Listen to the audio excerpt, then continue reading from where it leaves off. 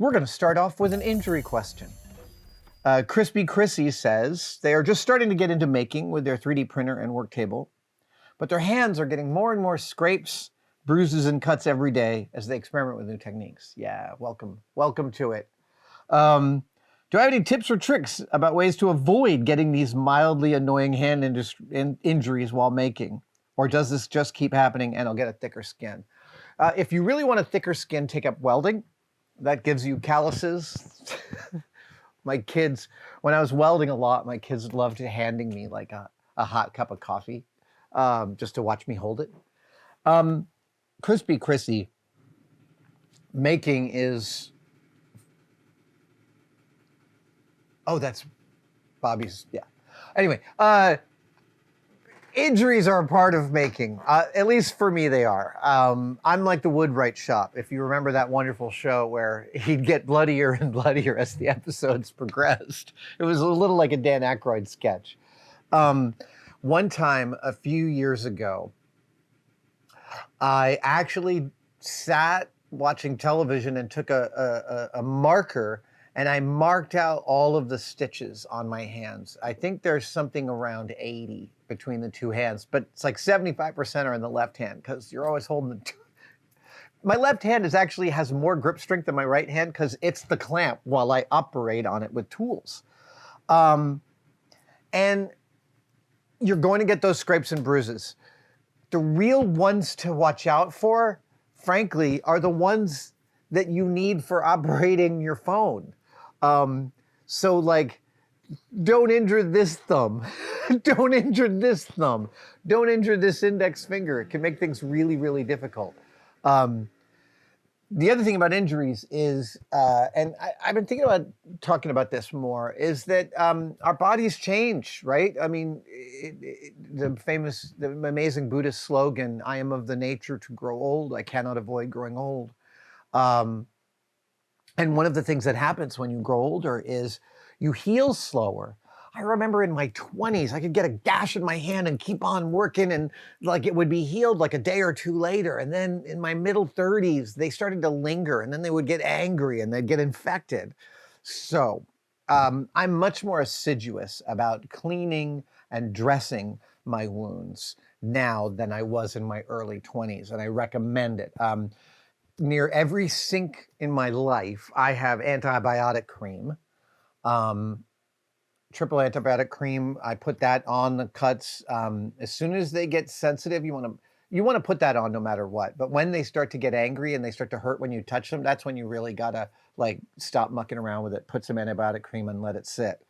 I also have a favorite Band-Aid, and it is not a sponsor, but CVS. CVS's cloth Band-Aids are my absolute favorite.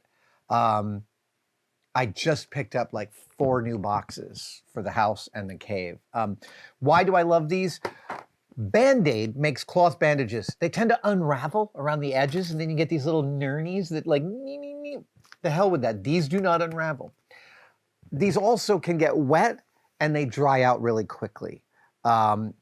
These are my go-to spectacular favorite, go bag Band-Aids. I will tell you that every single time I have gouged my hand with a tool, there was a thought. And the thought was, maybe I'm pushing too hard. It was something like that. And it is that while you are working, if you want to reduce the number of injuries, especially with a ADHD brain like mine, where you get impatient and you want to do the thing, so you're holding on to the thing while you're doing the thing, and then you get a cut on your elbow for some reason. You can teach yourself to be attuned to that thought of like, maybe I'm pushing too hard, and back off a little bit. It's funny. I definitely learned that lesson faster when I am making something with a tool like the mill and I go too fast and it crunches up a part that I've been working on for a while. I will learn that lesson immediately, whereas hurting myself, it'll take me like a couple of iterations. Like I care less about my own skin than I do about the object that I'm making. Nahti, N-A-H-T-E, Nahti, Natty, says, I can't wait to meet you at Steel City Con. Oh, excellent. I will see you there. My question is, was there an idea that a fan bounced off of you that got you so excited you wanted to make and build it? Yes, it happened recently, this last year. Whoever this is going to have to tell me which con it was at. I think it might have been Kansas City, but it could have been a different con. A fan came up and showed me a sphere, and it looked a lot like this because I went and got one. He said this is, is a tungsten iron chromium alloy that weighs exactly the same as the Demon Core, the plutonium pit that went into Fat Man and Little Boy. The US government during the Manhattan Project made 3 of these. They used infamously, they used 2 of them, and the 3rd one came back to Los Alamos to be experimented on, where it spent a year and a half killing 2 people. That story is called The Demon Core, and you can find a wonderful telling of it on Kyle Hill's YouTube channel. We'll include a link. The Demon Core is an amazing story. It's a great story. It's a tragedy. Makes me really mad when I read about it. Anyway, that fan was like, you can order these from Midwest Tungsten. And I'm like, Midwest Tungsten? I wonder how they came up with that name. So at the end of the fiscal year 2025, I ordered one of these from Midwest Tungsten, and it came about 2 weeks ago. And I have been doing a build around my Demon Core. Yes, that will go up on the channel. Such a cool build. Yeah, really, really exciting. And so, yeah, look, I get exciting ideas from fans all the frickin' time. That's what's so...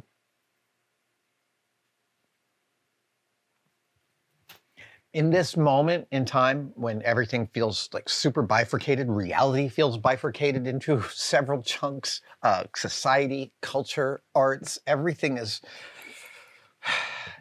in turmoil, I feel a great and stabilizing sense of community when things like that happen, when someone brings us some things to themselves that morning. I think Adam's going to be interested in this. I'm going to hump around this 14-pound ball just to show him. Can I tell you what a pain in the butt this is to carry around? It is like, because I've been carrying it back and forth to the shop because, you know, when I get an object I'm obsessed with, I got to look at it a lot.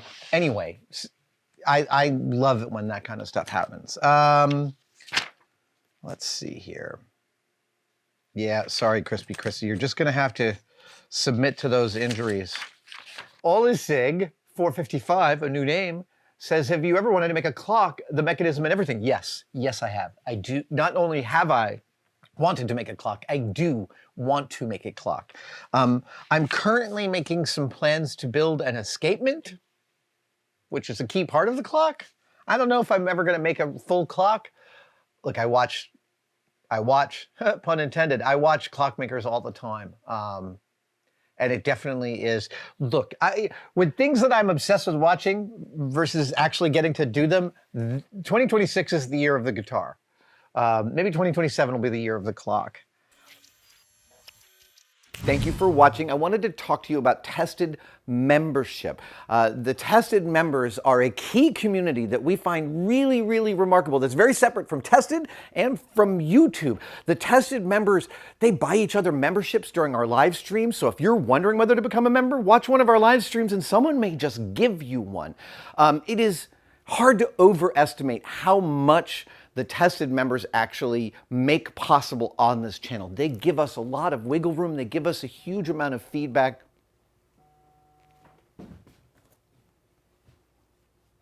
That's a member right now. Thank you so much for enjoying your membership. Description for everything you need to know. And for all the members out there, thank you, thank you, thank you.